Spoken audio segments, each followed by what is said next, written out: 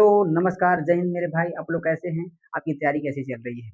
तो मैं आप लोग के लिए एक स्ट्रेटेजी लेकर आया हूँ, जिससे आपको बहुत ज़्यादा डर लगता है, वो है मैथ स्ट्रेटेजी।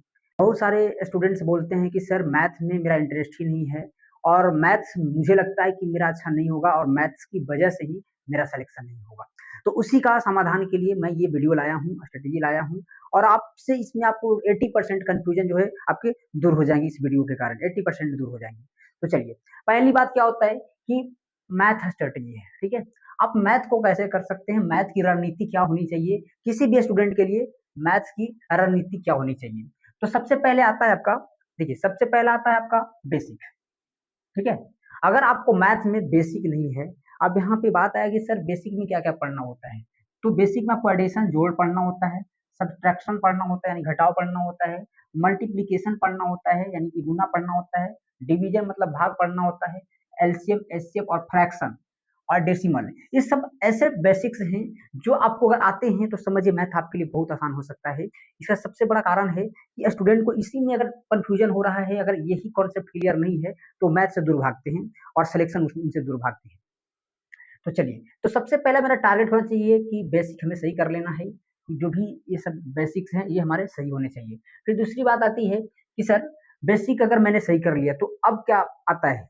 तो उसका नाम है बिलीव। बिलीव मतलब विश्वास। देखिए, दुनिया में चाहे कोई कितना भी पढ़ ले या कोई कितना भी ताकतवर हो, अगर उसे खुद पे भरोसा ना हो कि मैं ये चीज़ कर सकता हूँ, मैं जीत सकता हूँ, वो कभी नहीं जीत सकता है। तो बिलीव होना बहुत ज़्यादा ज़रूरी है, खुद पे, आपके अपने टीचर पे और अपने माता-पिता पे। ये बिलीव होना बहुत ज़रूरी है और सिलेक्शन तभी हो पाता है। तो चलिए, तो बिलीव में क्या करना है कि मैं मैथ्स अच्छा कर सकता हूँ। अगर आप लड़की हैं तो कर सकती हैं, ठीक है? तो यहाँ पे बिलीव होना चाहिए, अपने अंदर होना चाहिए कि मैं मैथ्स को अच्छा कर सकता या सकती हूँ, ठीक है? तभी आप मैथ को अच्छा कर पाओगे। तीसरा चीज़ आता है इंटरेस्ट, रुचि। देखिए, जैसे ही आपका बेसिक क्लियर हो जाएगा और आपके अंदर एक विश्वास आ जाएगा कि मैं मैथ्स को अच्छा कर सकता हूँ, आपके अंदर है ना मैथ पढ़ने की रुचि जागने लगेगी, इंटरेस्ट आ जाएगा, फिर आपको बहुत अच्छा मैथ लगने लगेगा, ठीक है? चलिए, नेक्स्ट पॉइंट पे आते हैं कि अब हमें क्या करना चाहिए, तो उस पे हम बात करते हैं।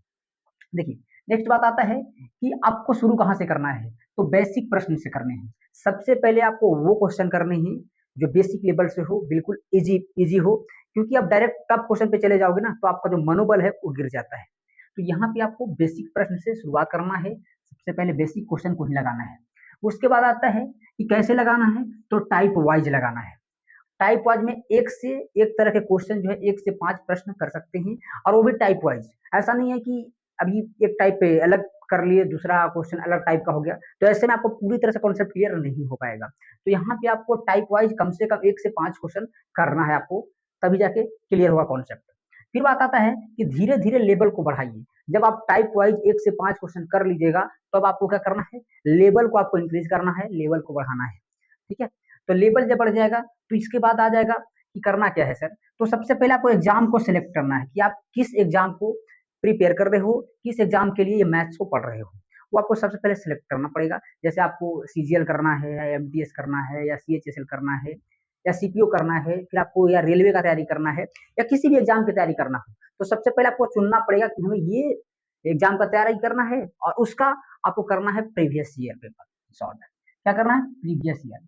यानी प्रीवियस पेपर सॉल्व करना है, जो पिछले 4 से 5 साल पहले का जो क्वेश्चन है, उसको आपको सॉल्व करना है और वहाँ से आपको पता चलेगा कि जो मैंने तैयारी की है, जो मैंने आपको कॉन्सेप्ट पढ़ा है, क्या वो यहाँ पे यूज़ हो कर पा रहा है कि नहीं, इसका यूटिलाइज़ कर पा रहे हैं कि नहीं। और वैसे भी कॉन्सेप्ट आएँगे, जो आपसे आप नहीं पढ़े होंगे और इस प्रीवियस ईयर में दिया होगा, तो उस कॉन्सेप्ट को भी आपको पढ़ना है, उसके लिए एक स्पेशल आपको नोट कॉपी रखना चाहिए, जो उसमें स्पेशल क्वेश्चन को आप ऐड कर सकते हैं। ठीक है? इसके बाद आता है मॉक प्रैक्टिस। देखिए, एग्ज़ाम निकालने का सबसे बड़ा अगर हथियार है ना, वो आपका मॉक प्रैक्टिस है। आप कितना भी बेसिक क्लियर कर लो, आप कितना भी क्वेश्चन लगा लो, कितना भी कॉन्सेप्ट पढ़ लो, लेकिन अगर आप मॉक प्रैक्टिस नहीं करते हो, तो आपका सिलेक्शन का चांस बहुत कम हो जाता है।